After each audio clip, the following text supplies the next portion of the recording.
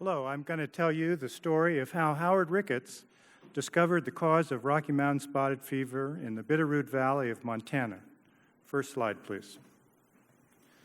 The Bitterroot Valley stretches 100 miles from Missoula south to the Idaho border. In 1883, the railroad reached Missoula, bringing settlers into the valley.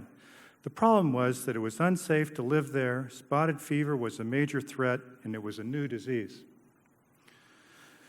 At this time, the Bitterroot Valley was undergoing a radical transformation.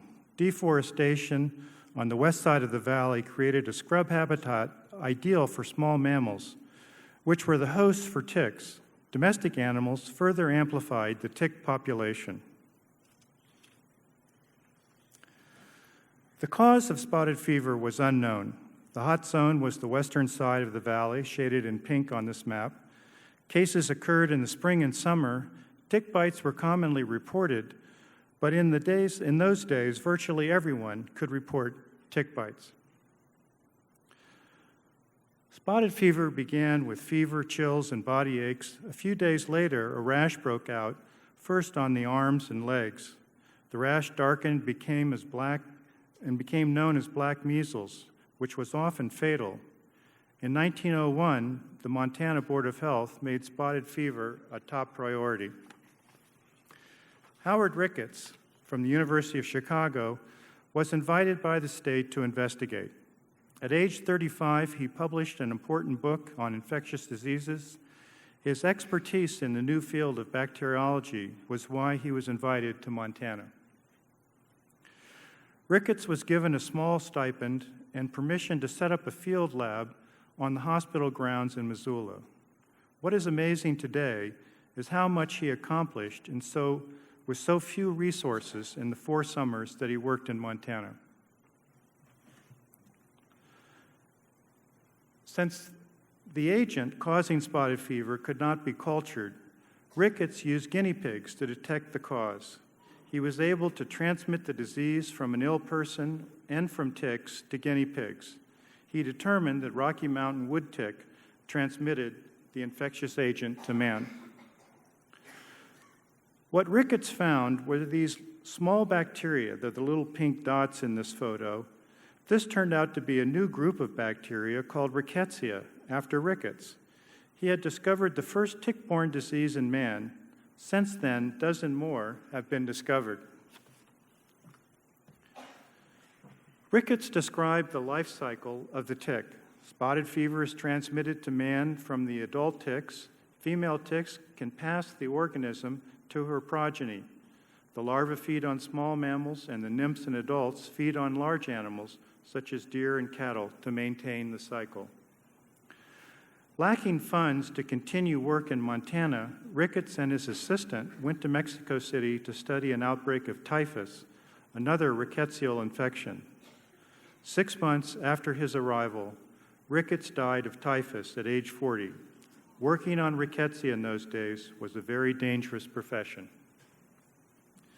His discovery of rickettsia opened a new field of microbiology and stimulated control programs in the Bitterroot Valley, and ultimately led to the establishment of the Rocky Mountain Lab in Hamilton, Montana, dedicated to tick-borne disease research.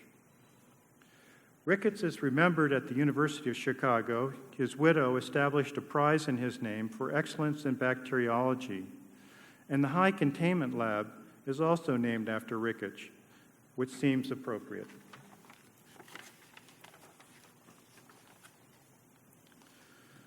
After Ricketts' discoveries, control of spotted fever was attempted through tick control on domestic animals. Cattle were dipped in disinfectant to kill ticks.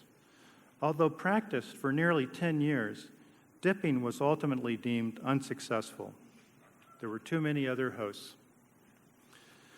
By the 1920s, the continuing threat of spotted fever pushed state and federal agencies to establish a permanent laboratory. The Schoolhouse Lab on the left was the first location. Today, the Rocky Mountain Lab in Hamilton has grown to be a very active center for biomedical research. The Schoolhouse Lab was where Spencer and Parker developed an effective vaccine for spotted fever prepared from ticks. This success story was depicted in a 1937 Hollywood film called Green Light, starring Errol Flynn, no less, who, of course, nearly dies from researching his vaccine. Today, spotted fever is an important disease in many parts of the U.S. The dark purple represents the highest concentration of cases in Oklahoma, Arkansas, and Missouri. In the east, spotted fever is transmitted by the American dog tick, a cousin of the Rocky Mountain wood tick. Two trends are clear. The red line shows the increasing number of cases in the U.S. over time, and the blue line shows a decreasing mortality rate due to awareness of tick-borne diseases and effective antibiotic treatment introduced in the 1950s. An important and unique focus of spotted fever is among Native Americans living in tribal lands in Arizona.